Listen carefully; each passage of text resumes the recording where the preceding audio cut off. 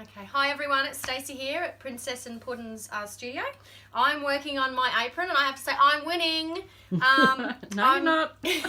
I'm about to press part of my design onto my apron. So we had a request to see the iron in action. I've been using an iron for a really long time, so I thought we'd pull out the ironing board. I'm using a wooden cutting board underneath to give a nice firm base. At home I have a glass one that's smooth. So I've got the cutting board, apron, my design cut ready to go with my transfer sheet. Now I'm going to put on the Teflon and then I'm just going to press. So you can use baking paper as well, which is what I use at home. And what I do is I apply pressure and then move, and then apply pressure and then move. Oh. That might have steam on it. So. Yeah. Sorry everyone, that's my fault. It's not my iron, so.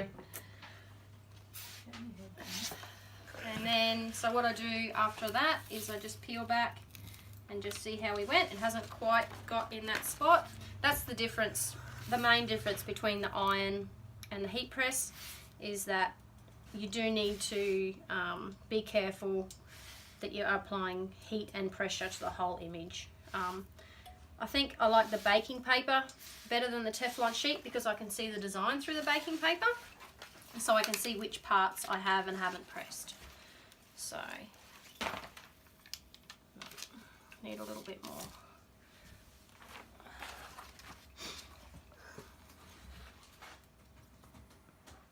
The good thing with an iron is you can choose the height that suits you to get that press.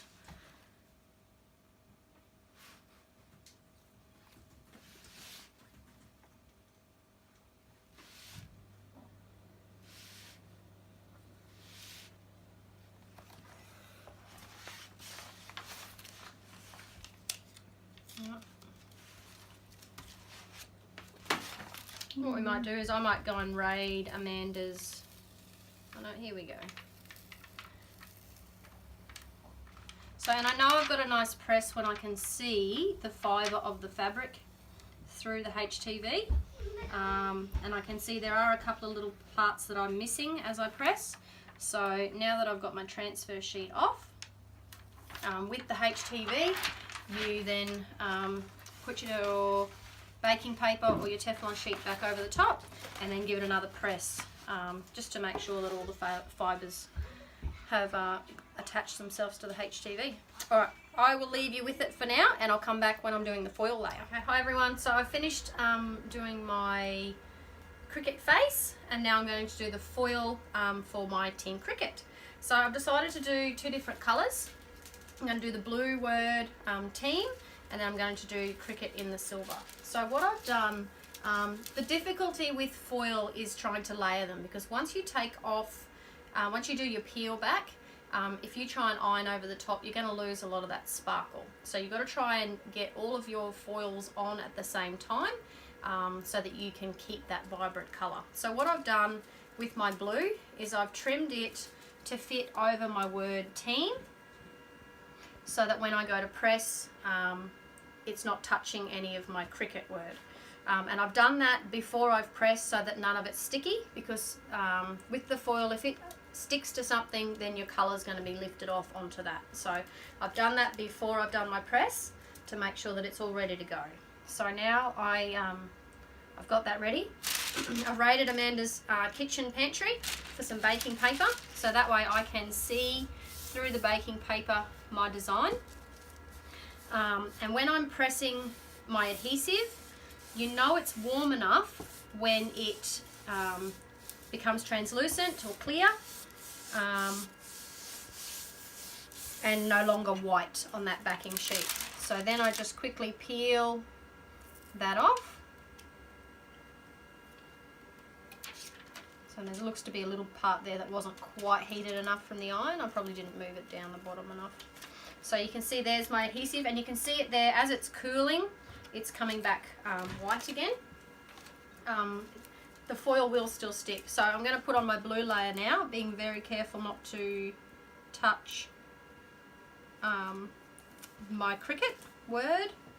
So I've got that there, just pressed on gently, and now I've got my silver, and I'm just going to lay that straight over the top because it's not going to touch the word team at all. I don't have to trim in and around that. So there is that. So now baking paper over the top. Now this doesn't need as much heat or pressure. We really just want to activate that glue again. I think it actually works best with this to not overwork the foil because it is a little bit more sensitive than the HTV. So, alright, so I'm going to leave that there. Now I have to leave it dry, cool completely before I do my peel. But what I can see here, when I look in the light, I can see the letters. So I know that it's got a nice adhesion there and it's ready to go when it cools. Okay, hi, last video. I've taken the wooden cutting board out from underneath because I think it allows my stuff to cool a little bit faster. So this is my favourite part because I get to peel back the foil and I get to have a look at my design. So here we go.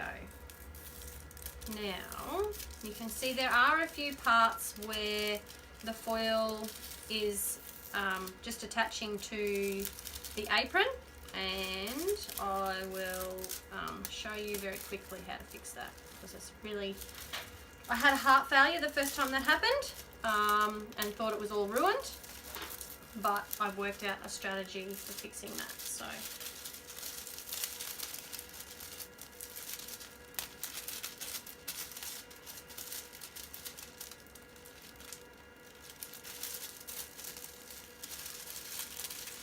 So at the moment it looks pretty messy, but bear with me. Alright, I'm just going to grab I can grab the it. transfer sheet. So where is it? I put it back in that blue tub. Let's see if I can walk back.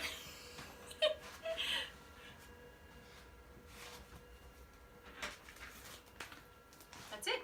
Yep. So I'm just reusing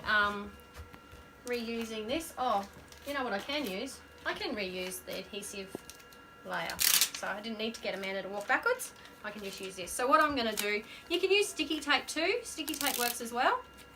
So you just lay it on, press, or rub, and then just lift.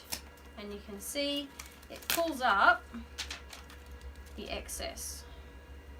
So if I'm really tricky. So the other thing I really like about the foil is it does give a bit more of that that rusticy, worn effect, which I think I like. So if I've got something that I want to create that effect with, then that's when I go for my foil.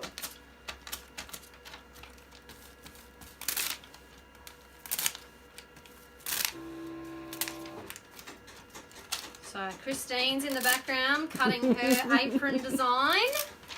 So hopefully we'll get Amanda organised soon, and she'll have her design cut, and we'll be able to share our finished products. Thanks for joining us.